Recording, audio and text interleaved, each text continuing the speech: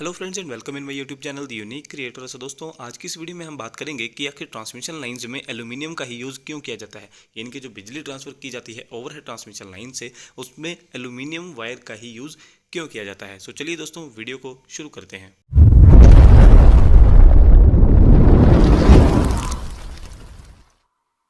इस वीडियो में हम बात कर रहे हैं कि why we use aluminium in transmission lines. So दोस्तों, सबसे पहले तो हमें यह समझना जरूरी है कि जब भी एल्यूमिनियम वायर का सिलेक्शन किया जाता है ट्रांसमिशन लाइंस के लिए, तो कौन से ऐसी चीज़ें हैं या कौन से ऐसे जो की फैक्टर्स हैं जिनको ध्यान में रखा जाता है किसी भी वायर को सिलेक्ट करने से पहले जब भी ट्रांसमिशन लाइन्स की सिलेक्शन की जाती है।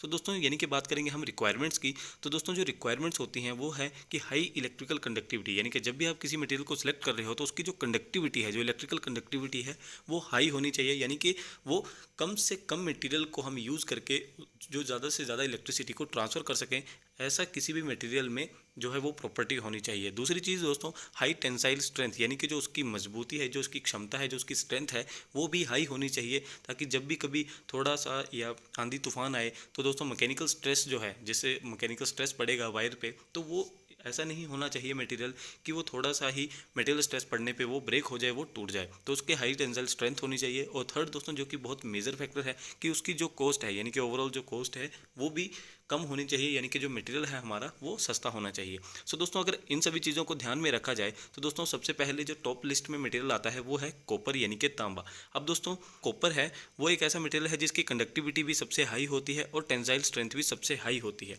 लेकिन दोस्तों, कॉपर का यूज़ इसलिए नहीं किया जाता है क्योंकि ये बहुत ज़्यादा कॉस्टली होता है। तो इसी रीज़न की वजह से दोस्तों, बाकी के जो दो की फैक्टर हैं उनको ध्यान में नहीं रखा जाता, क्योंकि जो इसकी कॉस्ट है वो बहुत ज़्यादा होती है। तो इसलिए कॉपर का यूज़ नहीं किया जाता है। और कॉपर के बाद दोस्तों जो हमारा सेकंड मटेरियल आता है वो है एल्यूमिनियम।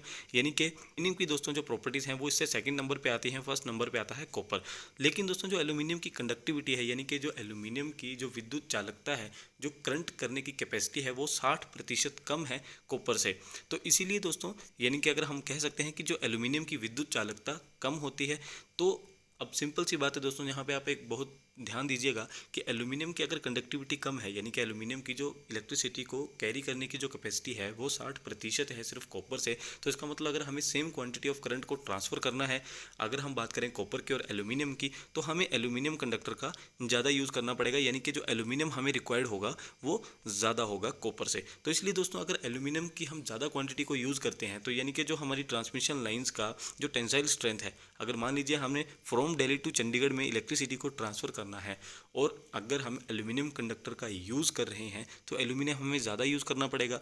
अब एल्यूमिनियम अगर ज़्यादा यूज़ करने पड़ेगा दोस्तों, तो क्या होगा कि जो उसकी टेंसाइल स्ट्रेंथ है वो कम हो जाएगी, क्योंकि ये बल्कि साइज़ के हो जाएंगे। अब देखिए, यहाँ से यहाँ तक अगर आप इलेक्ट्रिसिटी को ट्रांसफ़र कर रहे हो और एल्यूमिनियम का आप यूज़ करोगे, तो ज़्यादा यूज़ करोगे दोस्तों, तो जो है वो हैवी साइज़ का हो जाएगा।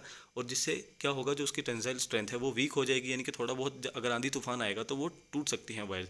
इसलिए दोस्तों, डायरेक्ट एल्यूमिनियम का यूज़ नहीं किया जाता है, क्योंकि इसकी टेंसाइल स्ट्रेंथ इतनी ज़्यादा नहीं होती है। तो एल्यूमिनियम का यूज़ ना करके दोस्तों, जो यूज़ किए जाते हैं हमारे, वो यूज़ किए जाते हैं ACSR कंडक्टर्स। लेकिन रुकिए, यहाँ पे इतना कंफ्यूज होने की ज़रूरत नहीं है दोस्तों कि ACSR आखिर क्या होता है। ACSR का सिंपल सा मतलब होता है aluminium conductor steel reinforced.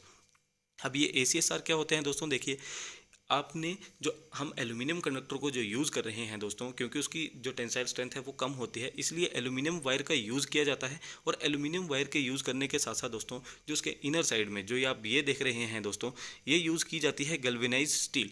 Steel इसलिए यूज़ की जाती है दोस्तों, जो कि एल्यूमिनियम की टेंसाइल स्ट्रेंथ है, यानी कि जो एल्यूमिनियम की जो मजबूती है वो कम है, तो एल्यूमिनियम को मजबूती देने के लिए गैल्वेनाइज स्टील वायर का यूज़ किया जाता है इसके बीच में। और इसके जो आप सराउंडिंग में, जो इसके इर्द गिर्द आप देख रहे हैं, ये हैं एल्यूमिनियम वायर, जो कि कंडक्टिविटी का काम करते हैं, यानी कि इलेक्ट्रिकल ट्रांसमिशन का काम करती हैं। और जो स्टील है वो इसे सपोर्ट देने का काम करती है। इसलिए दोस्तों, एल्यूमिनियम का भी यूज़ नहीं किया जाता है। तो आगे से जब भी कभी आपके मन में ये डाउट आएगा, ये क्वेश्चन आएगा, या अगर आपसे कोई पूछता है, तो आप उसे सिंपली कह सकते हैं कि कॉपर का यूज़ तो नहीं किया जाता, लेकिन एल्यूमिनियम का भी यूज़ नहीं किया जाता है।